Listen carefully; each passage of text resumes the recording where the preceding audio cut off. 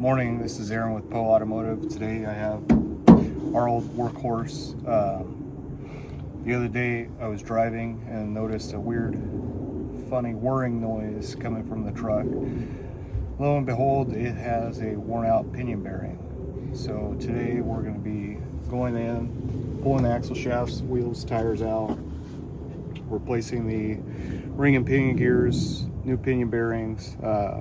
I did notice when I pulled off the diff cover that there were chunks of my Yukon Duratrack coming apart, so we're going to put an Eaton True Track in it now, kind of upgrade to the helicut gears on that, and get it back together and go back to work with this truck instead of the wife's truck because she wants it back. If you want to come underneath, I'll show you how bad it actually is.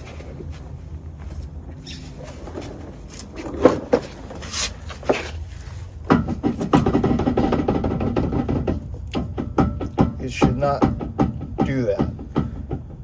It should be firm.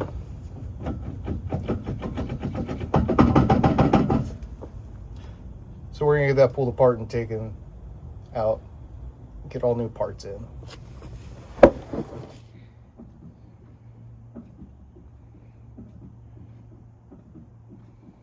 Should not have that much play, especially when you watch the pinion shafts move in and out of the differential. It's no bueno.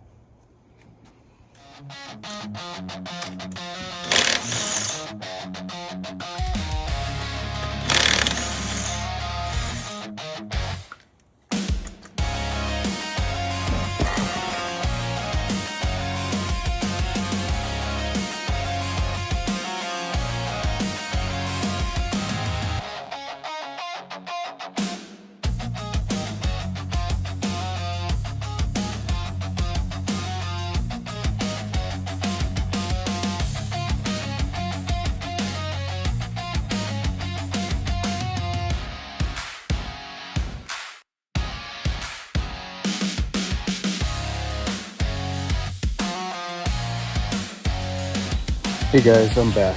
So we got the differential torn apart.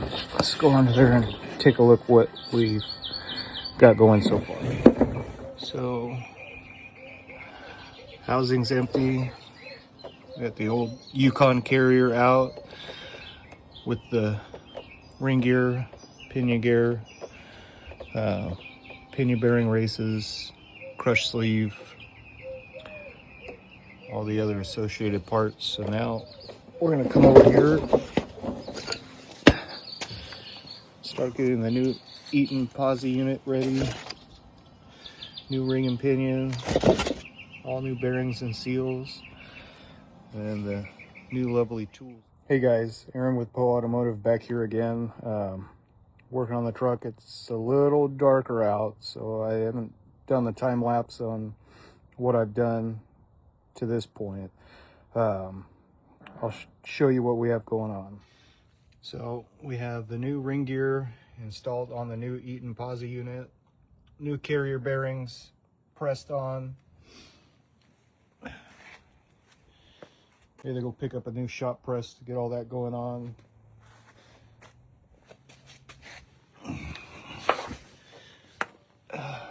New ring gear is in. Just got done setting the preload with the crush washer, or the crush sleeve rather, right at 15 inch-pounds, so rotational force right where they want it.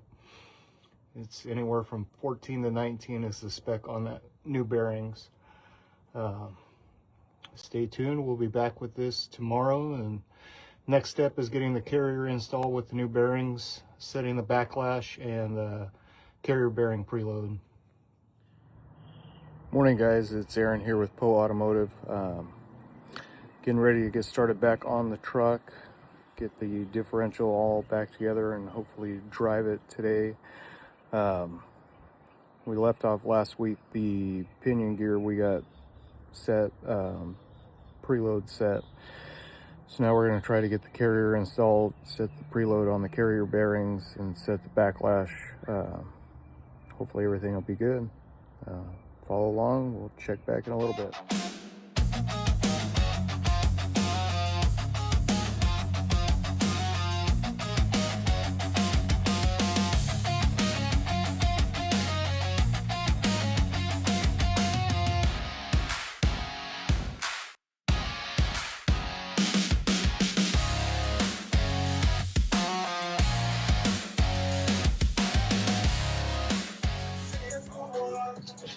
All right, guys, so we have the new carrier installed.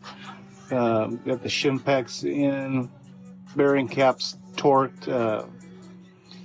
Just check the backlash where it's 16 thousandths, which is a little much for what GM recommends on a new gear set.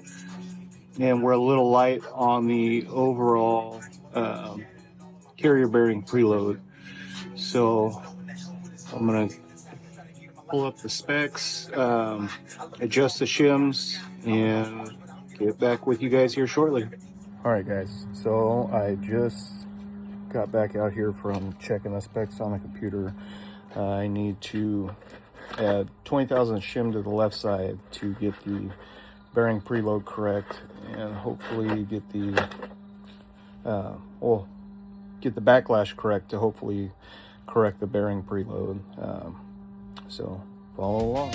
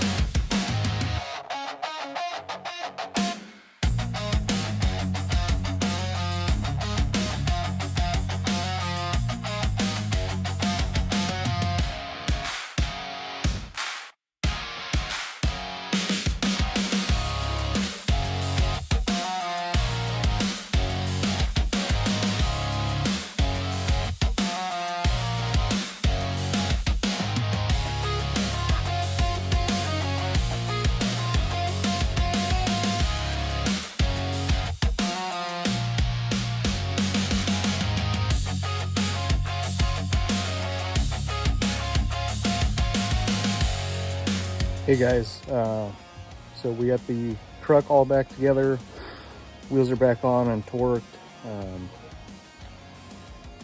diff is all bolted back together. Had to adjust the brakes once I got the drums back on. They were a little loose from when I did the brakes a few months ago. Got that adjusted. Now all we have to do is finish cleaning up the tools and go drive it. Thanks for watching.